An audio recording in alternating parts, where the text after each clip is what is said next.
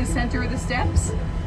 So on July 1st, 1916, Newfoundlanders, the Royal Newfoundland Regiment was in Beaumont Hamel, which is a farmer's field north of Paris.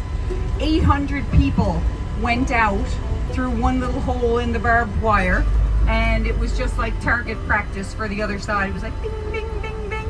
So the next morning, out of the 800, only 68 answered roll call. Interestingly, I find it riveting, has a serrated beak inside, and it's the only pelagic bird that comes to nest on our islands that can catch more than one fish at a time. So little tiny puffin, this little like 2 per sandwich, you know, we don't eat them though.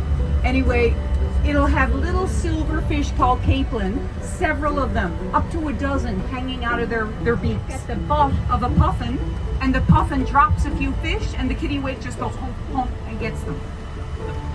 So this is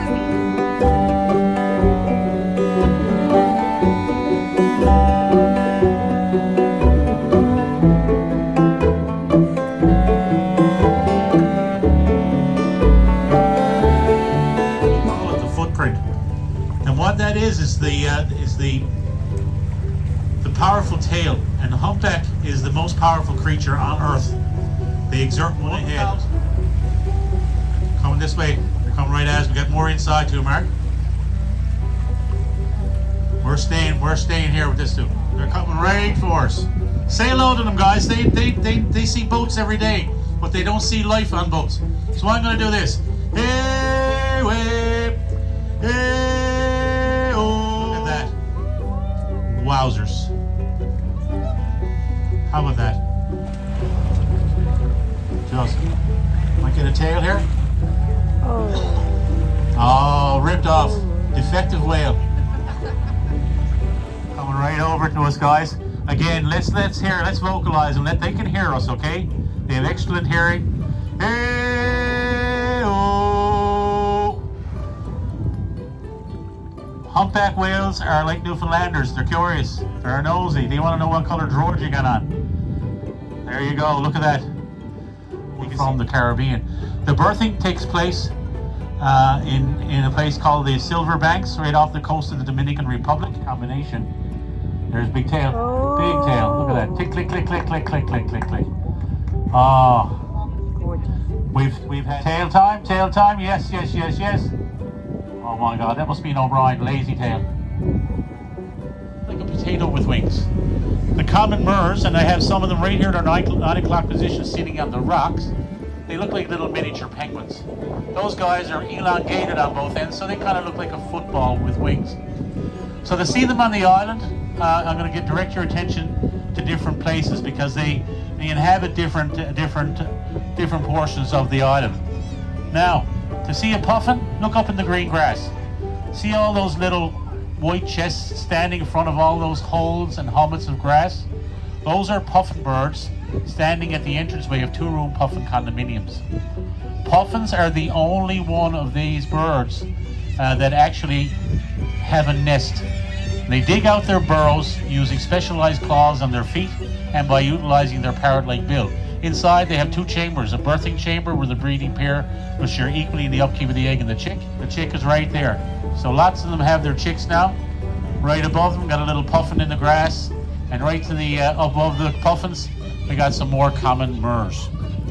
Now see the common murres right here, 9 o'clock? Those guys, they don't dig a burrow, they don't have a nest. They simply lay their egg on the flat surface of the island. A breeding pair will occupy 4.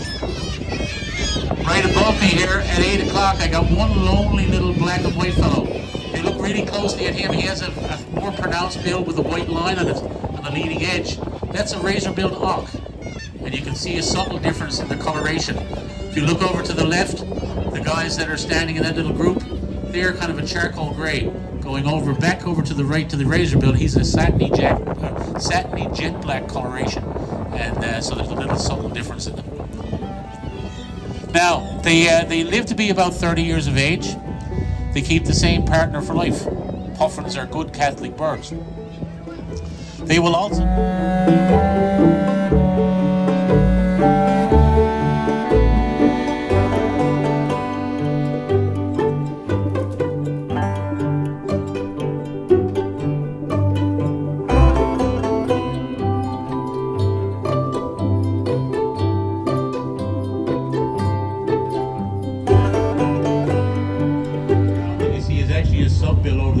razor bill. They use it to dig. They have barbs inside them that allow them to carry several fish at a time. And the coloration is very, very important. It's for the puffin. Orange is their thing. So see down in the lower rocks right here? See all the puffins standing on the rocks? Those are juvenile puffins that have yet to pick a mate. So they've been at sea for 5 years. They are now sexually mature, now back here looking for a house and a spouse for the next 25 years. So if you have an orange coloration in your clothing, do not make eye contact with any of those birds right now. But they actually shed their bill, much like a snake molts its skin, and they regenerate a brand new one with that coloration restored, and it's purely for seductive purposes. They put on lipstick for the party. Now let's see if I can find one of their main predators here. The seagulls are the real culprits, folks. The eagles drive them, but there is one version of seagull that doesn't bother to steal the food from the puffins and just eats puffins. As a rather large fellow, there's not a huge population of them here, thankfully, but it's called the greater blackback. We Newfoundlanders, we call them saddleback. And they have black feathers on their back when they're weak. So the seagull chicks now are hatched, and I have a greater blackback over at the 11 o'clock position, standing on the rock now, looking over there. And he's waiting for a few of those juvenile puffins to come along, because the juveniles are not familiar about how things work here yet. They've been at sea for 5 years, not having to bother with too much predation. So they're learning the hard way now. It's pointed at one end, but that's important. It's for a couple of reasons. First of all, it allows the egg to spin on the rock. It spins on its own axis. And in our world, an example of that would be a wood screw. If you laid a wood screw on the flat surface of your kitchen table, it goes around itself all day long. It'll only fall off the edge if it gets too close to the edge. That egg is designed to do the same thing. Also, because they do lay it right in their guano, the porous section where the oxygen gets to the chick is right in the tippy top. So it allows the egg to rock like a rocking chair and keeps it up out of the dirt, so the oxygen can get to the chick. Now, all of the girls here who have been so gracious to rear and bear children usually gets the next thing. One more thing you can tell by looking at it. That's incredible. It's big. You got it. It's big for a reason. Because they don't have a nest to protect the chick. The development of the chick occurs within the egg more so than it does for the other birds. So they have a longer gestation. So when the chick is hatched from it, it's almost fully developed. That gives it its best chance. But that's problematic for the female who has to lay it, because it's 1/3 her body size. Putting that in human terms, a 100-pound human would have to give birth to a 33-pound child. Good Lord is right, sir. You and I can even remember. One other thing that you don't see from the egg, because everything is communal with them, and there's a difference in how they handle to the water, and it's time to leave here to go to Greenland. And by the way, they don't fly to Greenland; they swim to Greenland and back, because they can't fly. So when they get on the water, Dad goes down 600 feet to get food to feed the chick. The chick will sing all the while. Dad could come up a mile away from where he left it. While he's singing the song at the surface, Dad comes back to the surface and will sing to the chick. They can hear each other and hone in. So I think these guys are not advanced. They're flying submarines. Try that. Everybody look up now and smile. You're being people watched by a bunch of common murres.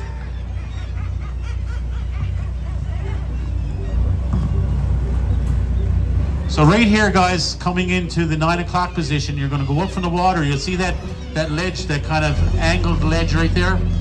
Right there, I have 2 kittiwakes. And then if you come along the rock, I have 1, 2, 3, 4 razor-billed auk.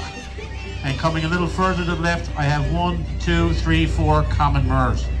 So now you can see the difference between the common murre and the razor-billed readily. They normally breed in Iceland or Greenland and come down here in the water for the winter. That guy is breeding here, which is unusual. Above them, in the little crevice, there are 2 more. So if you're a really avid bird watcher and you want to get a thick-billed murre off your bucket list, this is a place to do it. Otherwise, you got to go to Iceland or Greenland like you guys to see them. So right there, I have if you look at them, a couple of them have the circles on their eyes. About 30% of them will have that. That's what's known as the bridled form of a thin-billed murre. And that's just a little bit of polymorphism. It's no different than us having blue eyes or green eyes or freckles, and that's what you get there.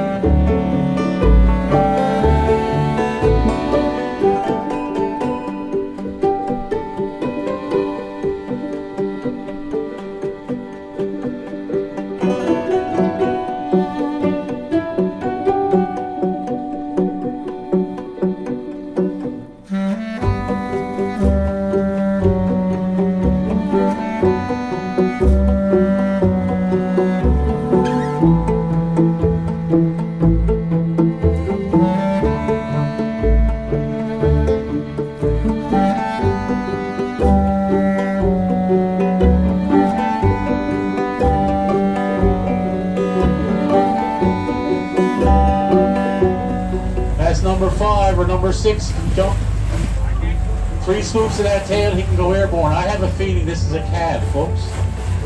It looks like a small whale or a juvenile at the very least. And they're like our own children. They love to show off for mom and dad. That's a baby. Wow. That's this year's cad, folks.